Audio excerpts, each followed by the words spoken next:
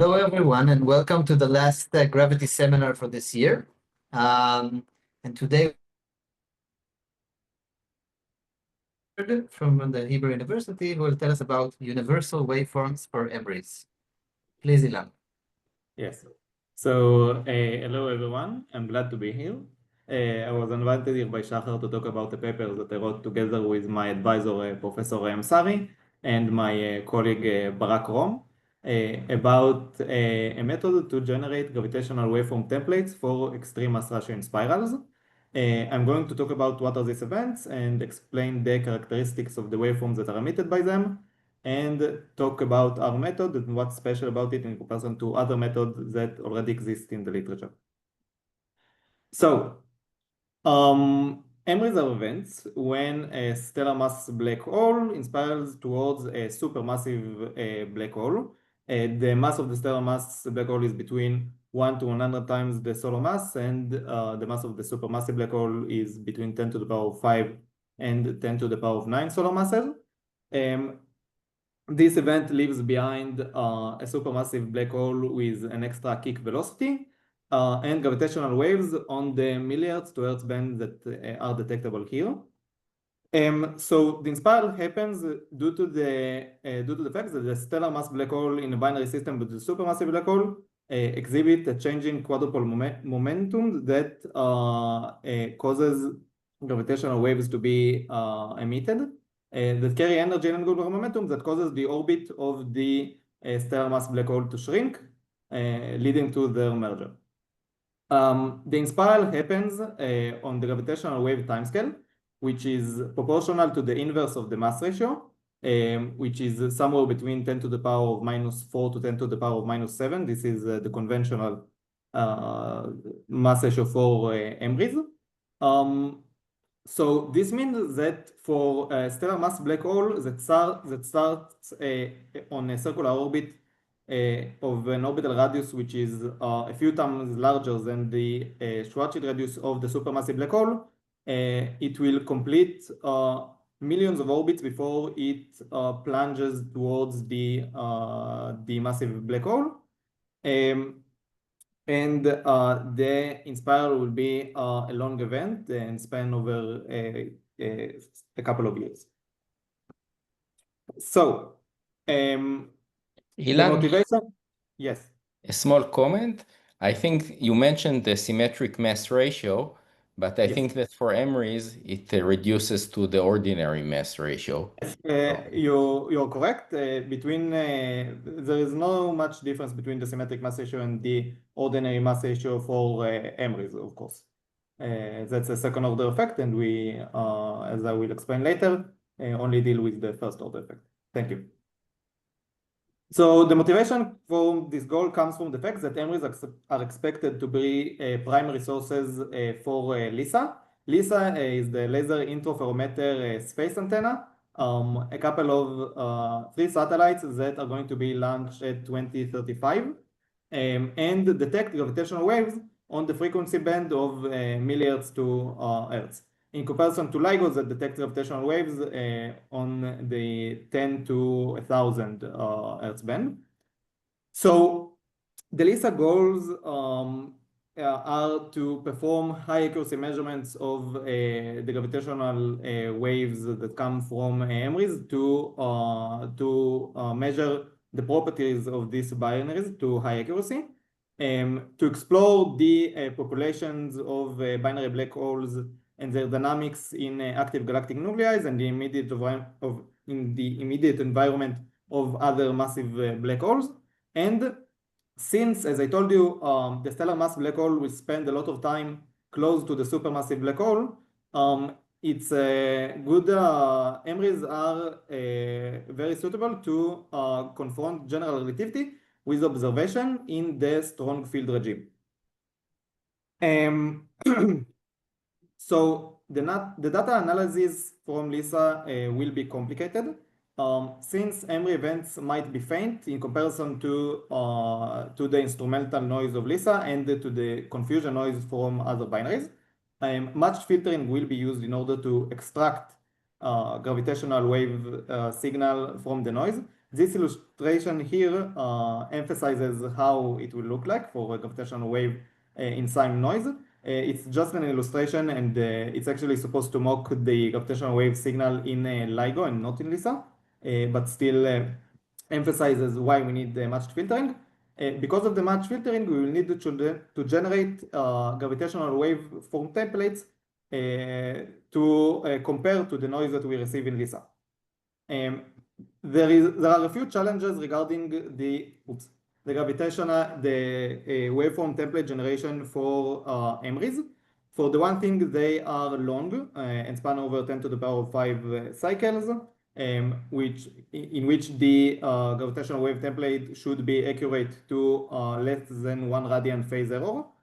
And the other thing is that the parameter space of black hole binaries is large and contains the masses of the black holes, their spins, the orbital configurations, and extrinsic parameters such as the sky position of the system in comparison to a distant observer, and other parameters. So we needed to find ways to reduce the computational time of the template generation. So there are a few models that try to confront the problem, not only from EMRIs. For example, numerical relativity tried to solve the Einstein equations exactly, mostly for high mass ratios. For example, here you can see a numerical relativity waveform for a mass ratio of 0.1, not an EMRI, from the simulating extreme space-time catalog, which emphasizes how the dominant mode of the waveform that is emitted by a merger event looks like. There are other models, and I'm not going to get into each one. I'm going to show some of them when I compare our method to other models. But the point I do want to emphasize is that all of the models are usually either trying to solve the equation of motion of the stellar mass black hole in some approximation, or they limit themselves to outside the innermost stable circular orbit. The smallest orbit that the stellar mass black hole can reach before the slow inspiral assumption breaks and it plunges towards the supermassive black hole. So what they do is they just stop the evolution of the waveform before they reach it, and cut this part without including the peak of the waveform. So our goal is to exploit universal characteristics of the EMRI trajectory in order to generate fast and simple waveforms that are accurate all the way from beyond the ISCO, the innermost stable circular orbit, to the merger. So they also include the peak. By universal, I mean that we only perform the heavy calculations once, and then adjust the scaling and amplitude and phase of the waveform according to a specific parameterization of the system. So did you just say that other waveform families don't go past the ISCO?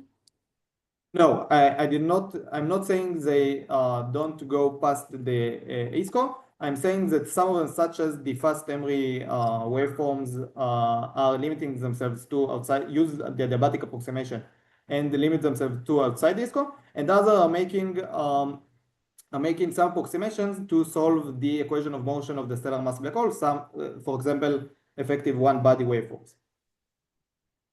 Okay. Okay.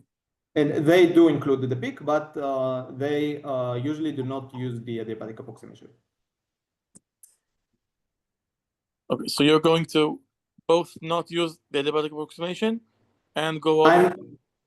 I'm going to use the adiabatic approximation and go beyond the ISCO. Of course, I'm going to connect some of the waveform to the peak part. Okay. Okay. So Here's what we want to do. First of all, we limit ourselves to the first order in the mass ratio emission. There are works that do this. We are not going to do it here. For this work, we are limiting ourselves to the case of non-spinning black holes, and it might be included in some future work. And we also limit ourselves to non-eccentric orbits, which is, again, a simplifying assumption, but has some logic behind it, since orbits tend to circularize before they reach the ISCO. So the effect of the non-zero eccentricity should be checked, but there is some logic to assume that the orbits will be pretty circularized until they reach close to the supermassive black hole. This leaves us with one free parameter of the system, the mass ratio nu, for which we need to evaluate the gravitational waveforms for. Some important conventions before we start. We are using geometrical units, which means that the gravitational constant, the mass of the supermassive black hole, and the speed of light will all be unity. And when I say I'm usually referring to the energy and angular momentum of the stellar mass black hole, and I mean energy and angular momentum per unit mass of the stellar mass black hole. I might not say that implicitly, so that's important. Are there any questions up until this part? Okay, so a few things about the characteristics of the trajectory of the inspiral. So during the inspiral, we treat the stellar mass black hole as a test particle as it follows the equation of motion that is derived by the effective Schwarzschild radius, effective Schwarzschild potential, with the sole difference that we do consider the change in angular momentum due to the gravitational wave emission. Because of this, the phases of motion of the test particle can be divided into two. The first is the slow adiabatic inspiral that happens before the test particle crosses the ISCO. And the second is the rapid plunge, where the test particle essentially free falls towards the supermassive black hole, and we there neglect the gravitational wave emission. Okay, so during the adiabatic inspiral, we assume that the orbit of the test particle is circular, which means we assume it is at the minimum of the effective potential. Ilan, during the inspiral, you'd have not only L dot, but also E dot, because it's circular throughout, no? Yes, as you can see here, the formula that I'm relating to the previous transparency. I'm sorry, I don't think I understood. What do you mean? The middle bullet says decreasing L dot. Yes, Decreasing that's L. because But as L is decreasing, the energy must decrease as well, no? Because it's circular throughout, just to make sure. Yes, I think this slide might help things to become clearer what we mean by that. So we do consider the fact that the energy is decreasing, and this comes. We treat it as if the stellar mass black hole is at the minimum of the effective potential always. This is a famous result in the literature that comes directly from the fact that energy is also lost. I mentioned earlier that orbits tend to circularize. This also comes from the fact that energy is also lost. Actually, gets lost a bit faster than the angular momentum loss rate. So it tends to so even if the test particle doesn't start at the minimum of the effective potential, it will, until it reaches the ISCO, it will usually tend toward that. Ilan? So yes. Is this in some non-relativistic approximation of the geodesic motion, or it's a fully special relativistic motion? No, we consider it a fully special relativistic motion. Okay, thank you. Yes. So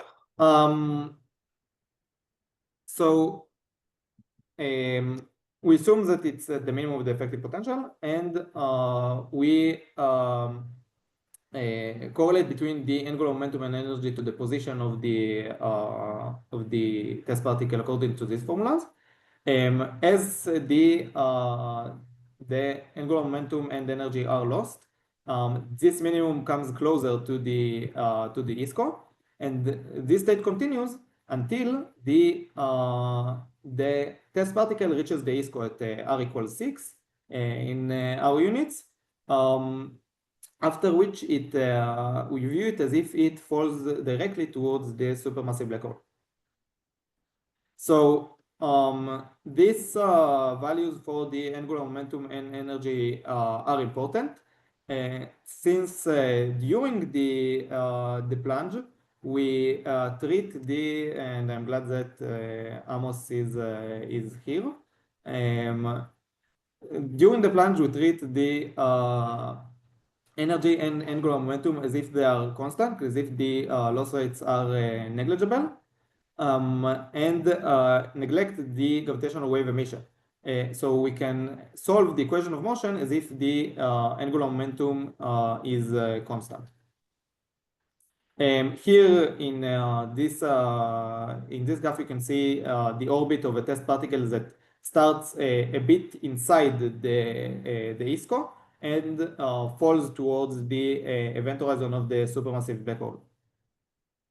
So Shachar and Cole solved the equation of motion analytically and showed the solution, an analytical solution for this trajectory, which means that we do not need to directly numerically compute this trajectory.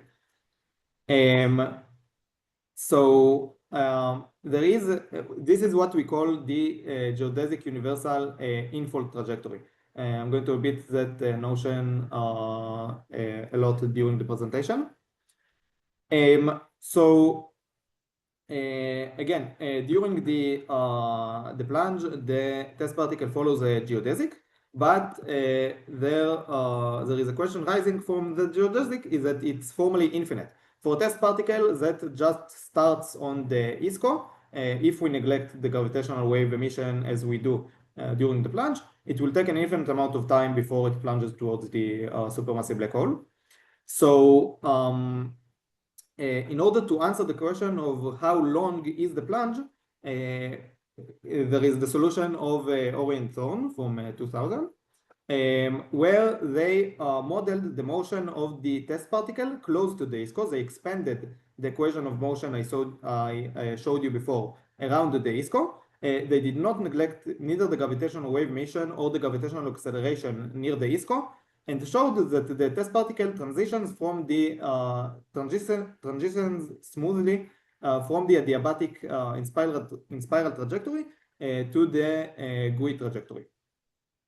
Some more results of them is that at distance, the transition happens on distances of nu to the power of 0.4 from the ISCO. So farther from that, from the ISCO, we can view the test particle is in one of the orbits. Either it's on the adiabatic inspiral orbit or the GUI trajectory orbit.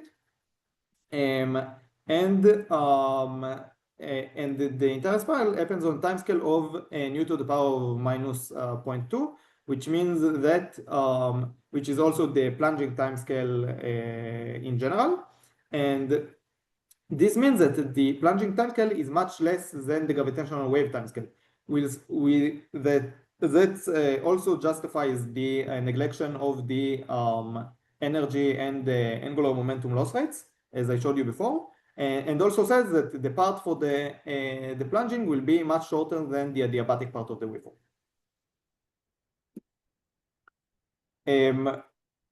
If there are any questions up until this part, I would love to answer them, and if not, I will continue.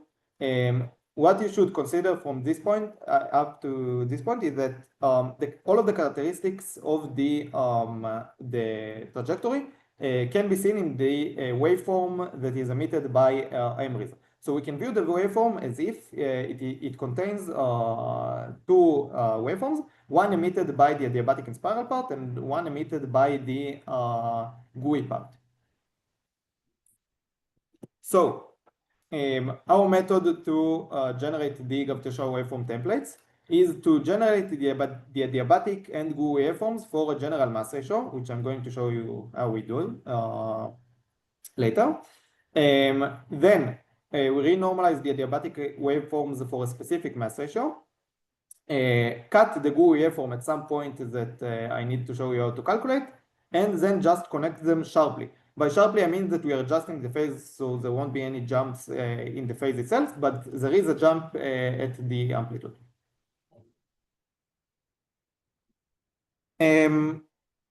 So, in order to calculate the GUI waveform, we need to solve the Reg-Wheeler-Zarrilli equation, which is just a wave equation for gravitational waves in the Schwarzschild background metric, with some potential term that contains information about the metric, and a source term that contains all of the information about the trajectory that I showed you before. So we need to solve analytically the trajectory, and then compute numerically solve numerically this wave equation. Here I'm showing you the solution for the for the GUI waveform as a function of the retarded time, which is marked as u, and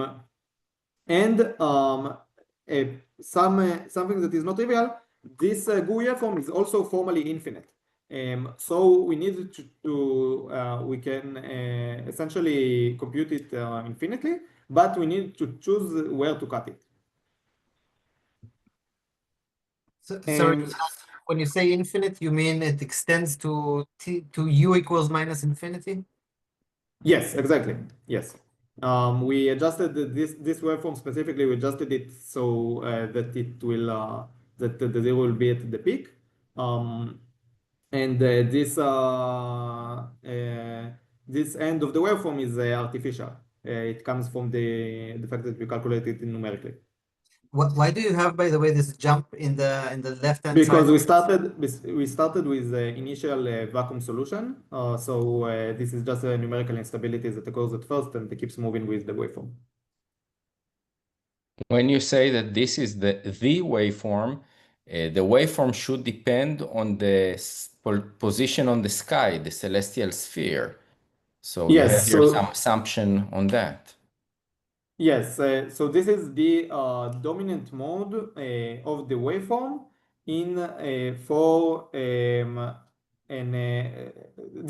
essentially this is just the dominant mode. So I'm extracting the dependence on some specific angle, and in order to generate the waveform itself, we need to efficiently compute each of the modes, then combine them together using some function, and then compute the entire waveform. So this is some kind of LM equals 2 mode? Yes, exactly. It's actually I should have written it bigger, but this is the L equals M equals 2 mode, the quadruple emission of the gravitational wave. Exactly. Thank you. That's a good point.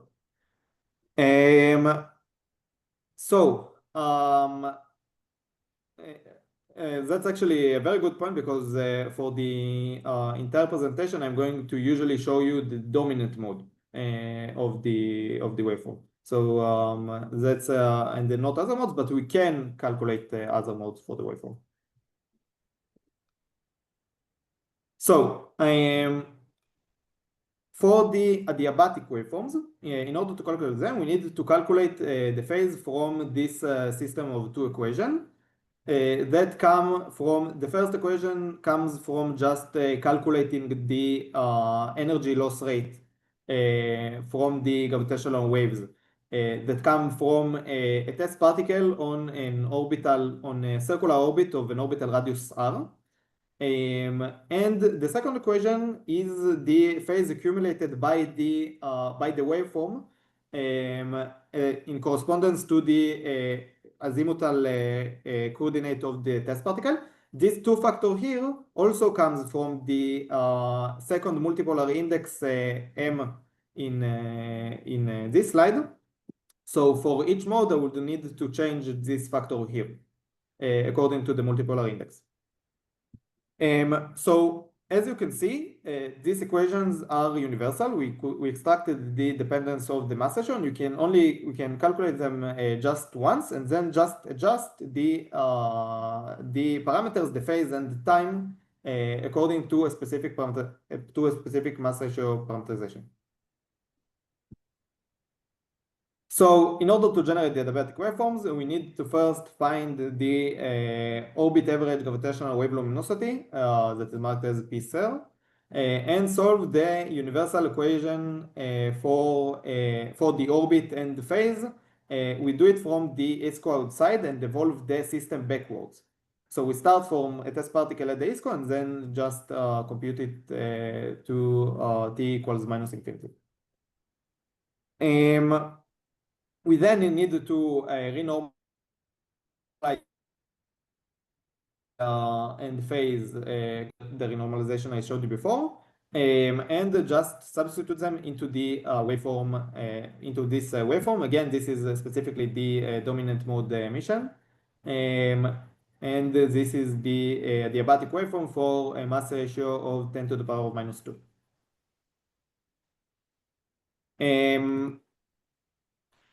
So from the equations you saw before, we concluded that in order to generate a waveform that is to 1 radian phase shift accurate for the evolution of the orbit from twice the ISCO to the ISCO, we needed to calculate the gravitational wave luminosity to a fractional precision which is much better than to a tenth of the mass ratio. So if we want to calculate waveforms for a mass ratio of 10 to the power of minus 7, we need to calculate the gravitational wave luminosity to an accuracy much better than that. So all of the modes contribute, according to the Regular-Israeli formalism, all of the modes contribute to the gravitational wave luminosity. So in order to calculate the luminosity, we need to calculate all of the modes that are emitted from a test particle that since we calculated the orbit average luminosity, we assume the test particle is just on circular orbit, which means the waves are monochromatic with frequencies that match the Keplerian frequency of the test particle. So in order to calculate the modes, we solve the monochromatic Regular-Zarili equation and adjust the amplitude at the source. This source term depends only on the radius, so the orbital radius, and is some sort of delta function. So we can solve this homogeneous equation until the source and just adjust the amplitudes of the two solutions from the two sides to extract the amplitude of the waveform and extract the amplitudes of all of the modes that contribute to the gravitational wave luminosity. Here you can see a comparison between our results and the results of the circular energy flux data in the black hole perturbation toolkit that shows that we calculate the gravitational wave luminosity to an accuracy of more than 10 to the power of minus 12. It's important to note that the picture that I'm telling you is a bit simplified, and because there are a few problems that come from the fact that the boundary conditions of these equations are at infinity. In the paper, we describe how we calculated the gravitational wave luminosity to an improved accuracy from the fact we used something called the hyperboloidal method. That in order to solve this equation, we squeezed the grid that we solved the equation on, and of course this is some sort of coordinate change that we performed that of course also changes the equation itself, but helps us to include the boundary conditions so they won't meet infinity. some limits of the adiabatic approximation, due to second order emission, you can conclude that the adiabatic approximation will lose phase to an order of 1 radian after a time scale of the gravitational wave time scale, which means that when it reaches a distance of an order of a unity beyond the ISCO, the waveforms will lose phase. And another limit of the adiabatic approximation comes from the Ori-Thorne solution that shows you that close to the ISCO, the adiabatic approximation doesn't describe the dynamics of the test particle very accurate, which causes an error in the position of the test particle, which is of an order of nu to the power of 0.4 for the entire transition. Which is of a time of an order of nu to the power of minus 0.2, which causes an error of phase, which is formally negligible in the extreme mass ratio limit, but because it depends weakly on the mass ratio, we need to evaluate this error in phase, and we do it, and I will show you how we evaluate it in as we continue. But for extreme mass ratio waveforms, this might be negligible. Okay. So up until now, I showed you how to generate the adiabatic and the GUI waveforms for general mass ratio. I showed you how to renormalize the adiabatic waveforms, and I told you that we need to cut the GUI waveform and why we need to do it, but I didn't show you how to compute it. So that's what we are going to do now, and then we will be able to connect the waveforms sharply and generate our complete waveform. So in order to calculate the point of cutting the GUI waveform, we first calculated the radius that corresponds to the peak emission of the waveform from the, we did it by numerically solve the GUI waveform and show how, and compute how much time it takes for the peak to reach a distant observer. Then in order to calculate ucut, we need to calculate the plunging time of the test particle from the ISCO to this R peak. Then ucut is just this plunging time plus some redshift that comes from the motion of the test particle, and then we are done. Ilan, can I ask a question? Yes. I want to understand the main idea here of the cutting and sewing, or cutting and gluing. So we have two levels. We have the level of the trajectory and the level of the waveform. Yes. At the level of the trajectory, we have the two parts, the inspiral and the plunge, or the infall. And we know how to glue it not only by cutting and gluing, but actually, thanks to Amos and Thorne, we know how to do it much more smoothly, right? Now, Yes. for the waveforms, we have separately the waveforms for the inspiral and the plunge, but you're not going to do it smoothly. You're going to do cut and find a plausible gluing procedure, right? Yes, exactly. And the reason for not doing it smoothly using the prescription of Amos and Thorne is that then it would not be universal, or that it's not necessary to obtain accuracy, or what? We are going to show that the transition, this I wonder how much. So as I told you before, the phase error that is caused by neglecting this transition regime is not that large, and we are going to compute this error in phase and show that it's negligible for the extreme mass ratio inspirals, we can, as you said, we can compute the transition regime and make this more accurate in the expense of a more less simple and more computationally expensive waveforms. But we can smooth this waveform. But do you do it still once? Maybe I should keep the discussion for the end, but if you want to do it continuously, would it still be enough to have one? Or then you would have to...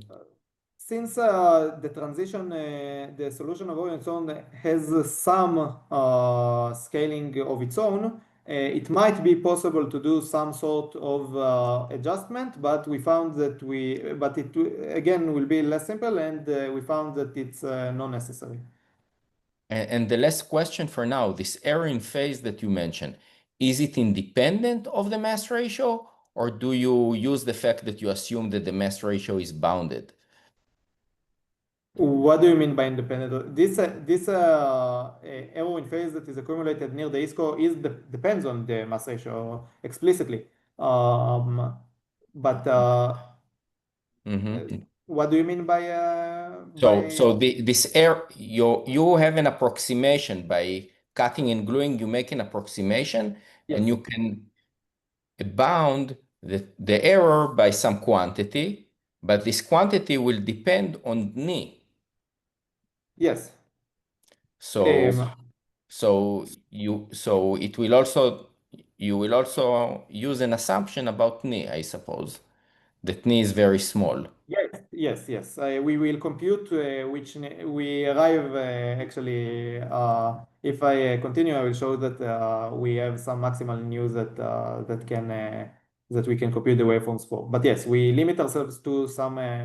We find the limit where our waveforms are still accurate, and this we define it by when this error in phase reaches 1 radian, which means that our waveforms will already accumulate an error in phase which is over 1 radian close to the ISCO, and then they will be, you won't be able to use them because it will be already too bad around the ISCO. Okay, thanks for now. So, to calculate the plunging time, we include 3 terms.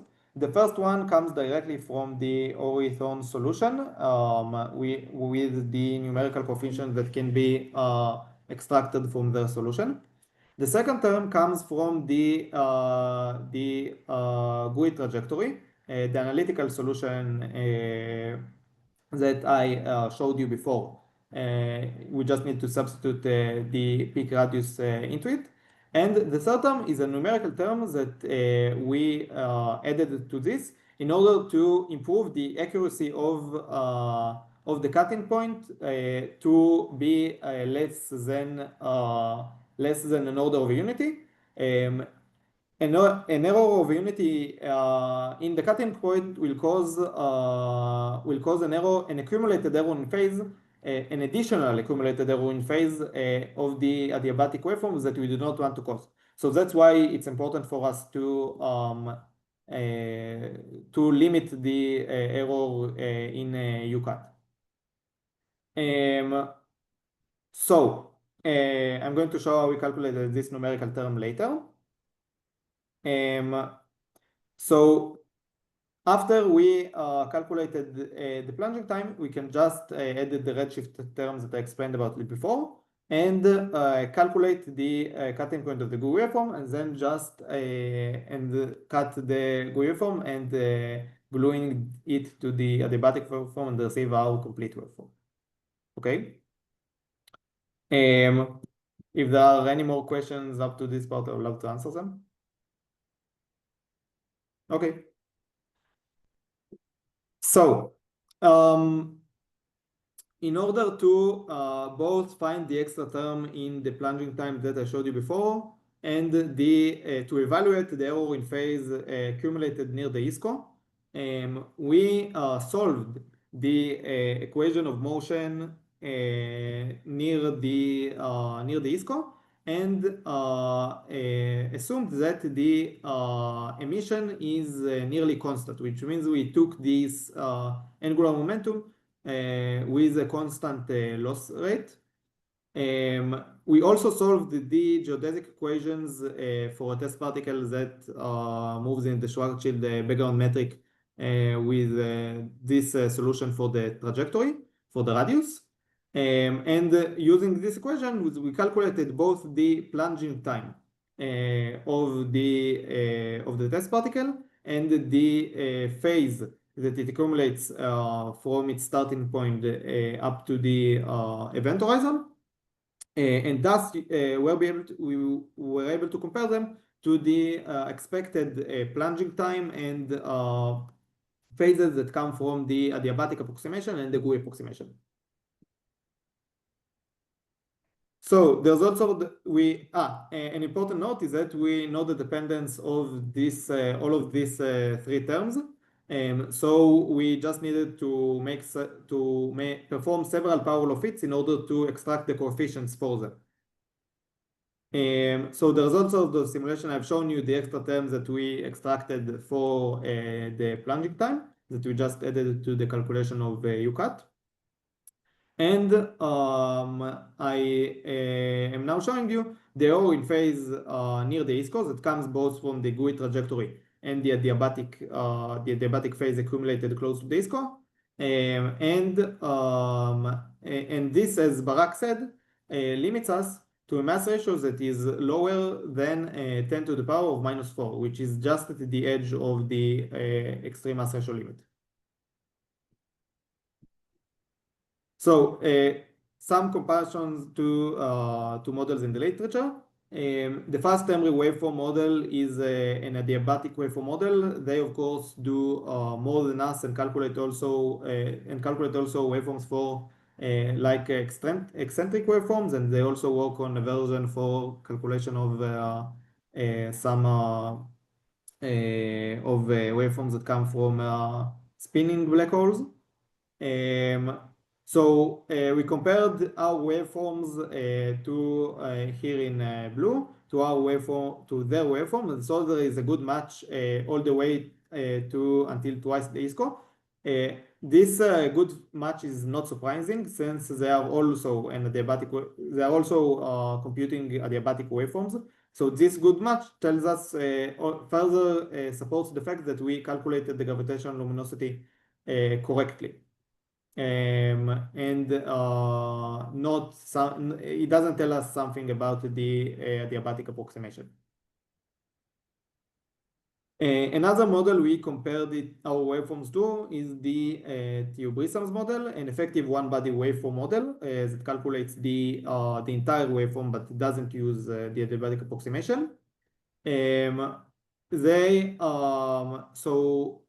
used the effective one-body approximation creates some sort of effective potential where they solve the equation of motion of the stellar mass black hole on, and they use other models in order to adjust the coefficients of that potential to further to make the waveforms more accurate. We compared their waveforms to a version that was informed using a second order cell force theory. So they are supposed to be accurate at this mass ratio. And we see that it accumulates, we can see some of the features that I talked to you about earlier. It accumulates some error in phase close to the ISCO, and then accumulates further in phase far from the ISCO at a distance which is actually pretty close to a unity, and which matches our predictions for the error in phase that is accumulated. Another comparison that we have made was to the SU binar model. We have made this comparison since the SU binar model also uses some form of cutting for the waveform from before the stellar mass black hole reaches the ISCO and after it crosses the ISCO. They also do some sort of connection between some waveform that comes from the calculation of the equation of motion and then connect some sort of phenomenological waveform to get the peak. They adjust ourselves. They used an information that came from numerical relativity waveforms to adjust the cutting point for mass ratios that are at the in the comparable mass ratio. So large mass ratios that are larger than 10 to the power of minus 2. Since their formula for the cutting point is phenomenological and does not contain a lot about the transition regime, we do not agree in the extreme mass ratio limit. In the extreme mass ratio limit, the coefficients for the nu to the power of minus 0.2 is different in both between the models. We do agree at the interval, which is between 10 to the power in the intermediate at some intermediate mass ratio, between 10 to the power of minus 2 and 10 to the power of minus 3, which gives us some test for our formula. So to summarize, we generated adiabatic waveforms that also include the peak. Our waveforms are universal, which makes them more efficient in calculation time. We evaluated the error that comes from error in the gravitational wave luminosity calculation, the error that is accumulated near the ISCO, and compared our waveforms to other waveforms in the literature to support the conclusions above. Our results are implemented in the universal waveforms code if someone wants to play with these results and generate nice drawings to hang up on the fridge. So thank you very much. That was a fun experience for me, and I'm glad that you invited me to give this talk, Shahar.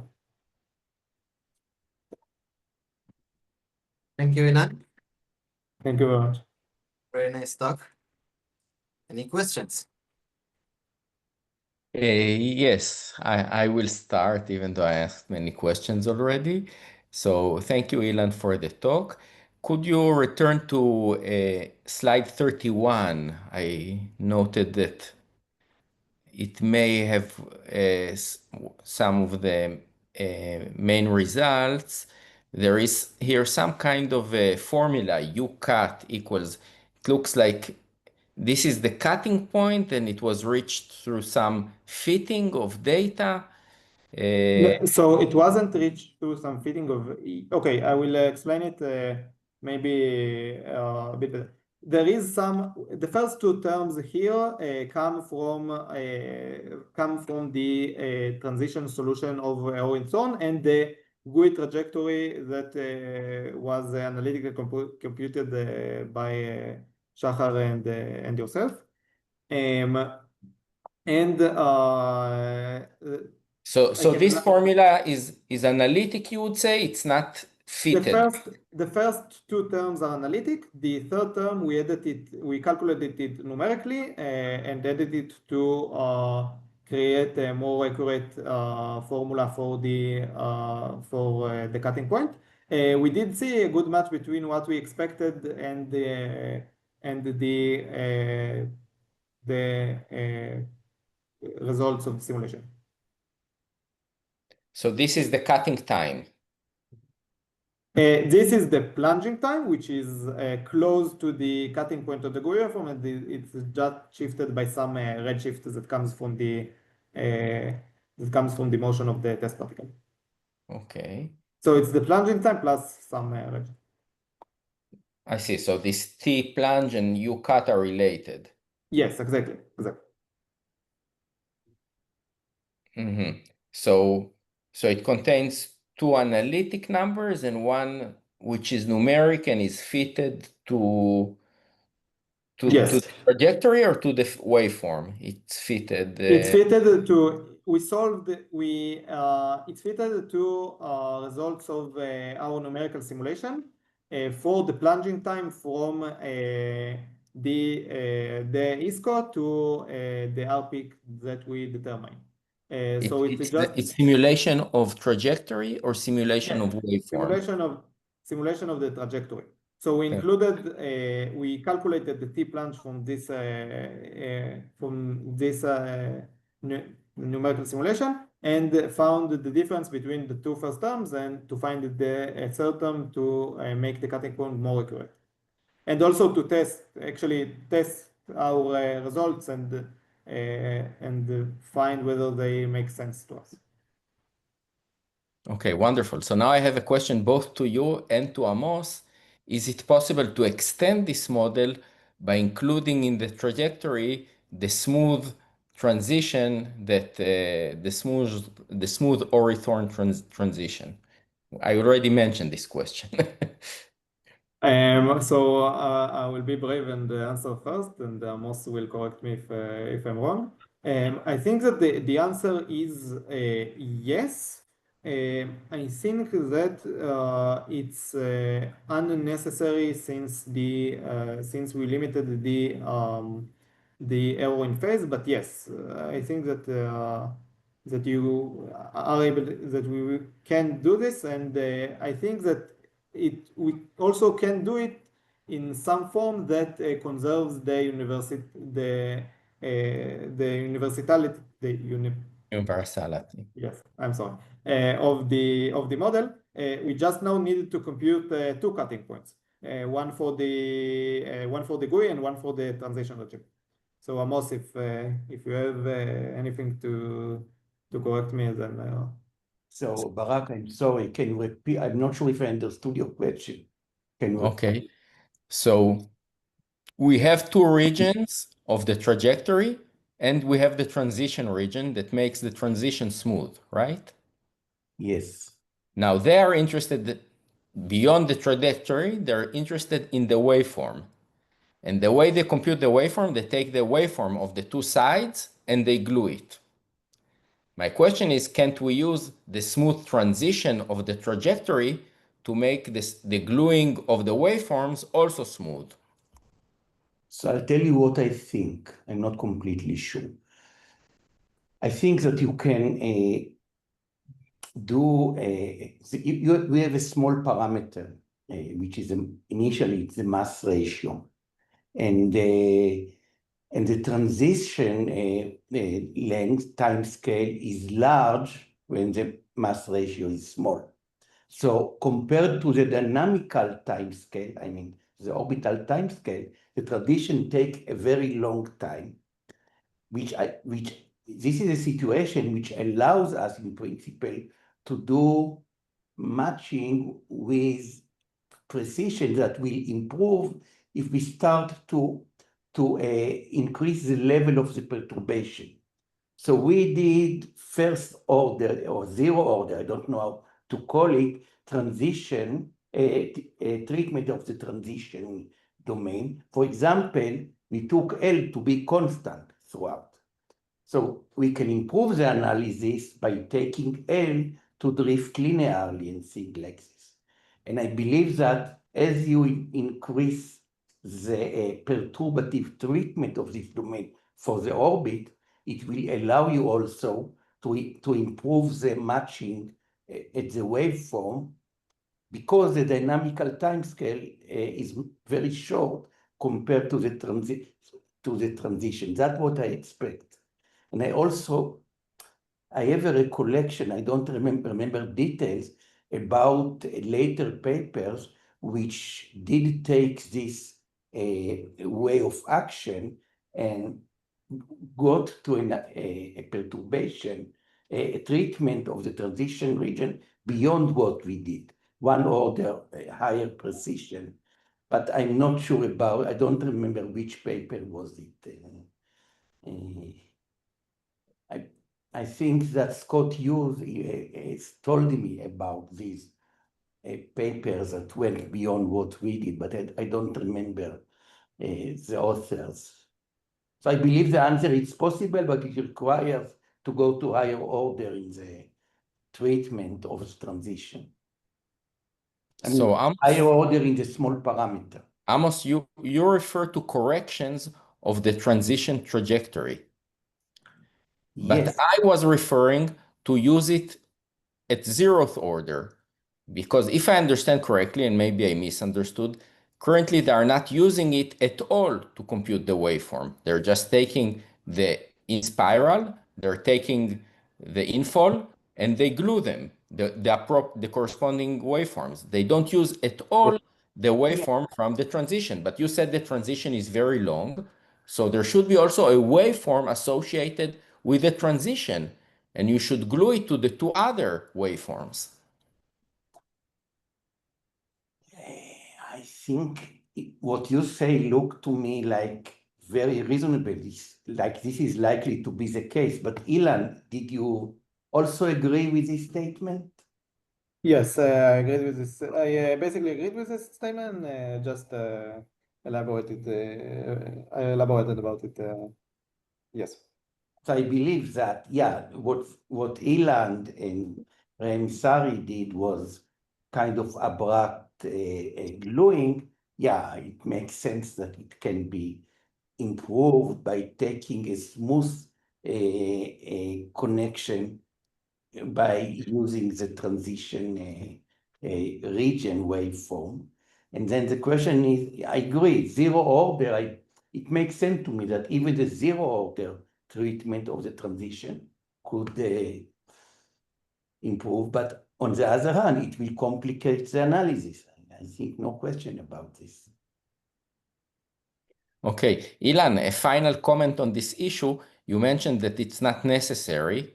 So my experience is that everything that can be computed soon enough becomes useful for some cases. So. Okay. Thank you. I guess you're right. Okay. Any more questions? Yeah, what are the prospects to extend it to a spinning black hole?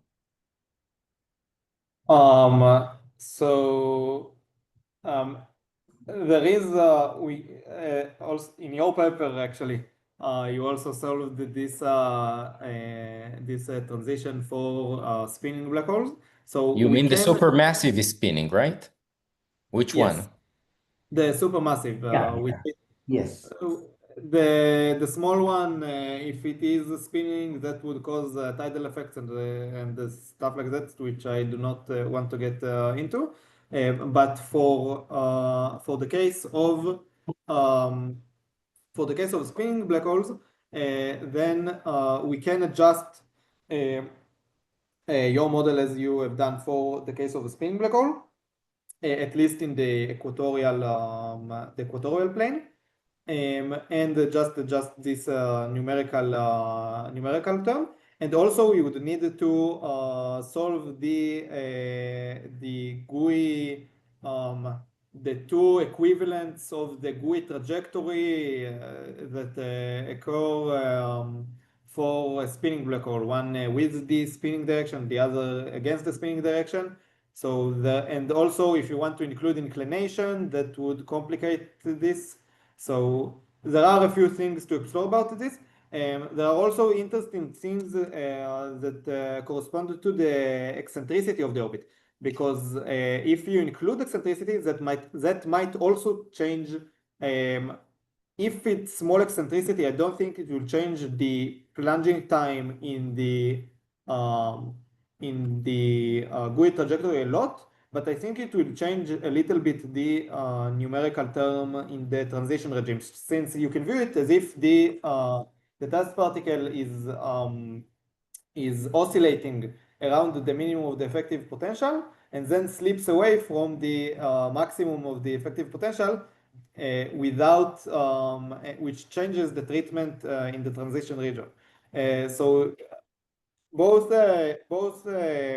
spin and eccentricity are things that we can somehow think about embedding them in our implementing them in our waveforms. but they have their challenges, yes.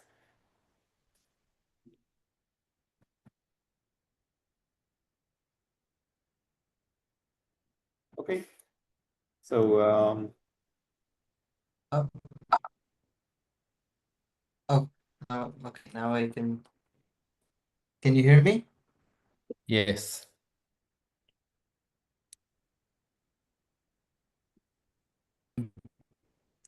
So I actually also wanted to ask about the spinning case. So is there any you are universality? Shachar, you sound to us like Hawking. If you do include inclination, is there any universal behavior there? I mean, well, that's very okay. flattering. I heard the last part, so I'm not sure if I got the question correct. I thought these were Schwarzschild black holes, so there's no inclination. You do consider spinning black holes, and so I was wondering, is there any universal behavior of the inclination? So as you it's not like eccentricity, right? You don't like lose your inclination, even if it's like small. Yes, I think that you are correct. Since we did not include the black holes, we did not try to answer this question. I think that it might be possible to somehow connect between the two. The ISCO will change, a lot of things will change, but I think that it's somehow possible. It's even more complicated than the eccentric case and the spinning case that we talked about, the equatorial plane spinning case that we talked about before, that are easier to include in our model. Mhm. But it's not like the case with eccentricity that you I think you can't hear me. No, I don't think that's the case for that is the same case as in eccentricity. No. Yeah. Okay. So you basically reach the plunge stage with non-zero. I mean, in a non-equatorial way in some yeah. Okay. Yes. I see. So it's not like as universal as with the eccentricity. Yes. For the spinning case, things become more Sorry. complicated. For the spinning case, things become more complicated and less universal, and it will be a challenge to, especially, I think that the equatorial part is a little bit simpler, and then we can include it in our model without much effort, even though it will also change between different spins. So what I just said might not be as easy as I imagined, but if you include also inclination, it becomes a large mess, and I think that will be much harder to include. I see. Thanks. Can I ask one more question? Is there time? Yes. I think I don't know. Why do you need to solve for the adiabatic evolution and not just use few instead of comparing to it? Just take the result from few and then find the plunge time. Got it. So that's a good question that we considered. We had some thoughts about the energy flux and tried to make it more accurate, and we also wanted to use our universal assumptions to further enhance the computational time and see whether or not the results match our results. But we might be it might be also possible to take the FEW waveforms and connect them to our GUI waveform, for example. And since they are very they are very computationally efficient, then it probably will also be very good. So that's a good question.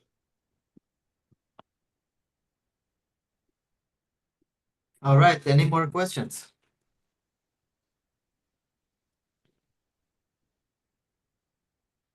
If not, let's thank Ilan again.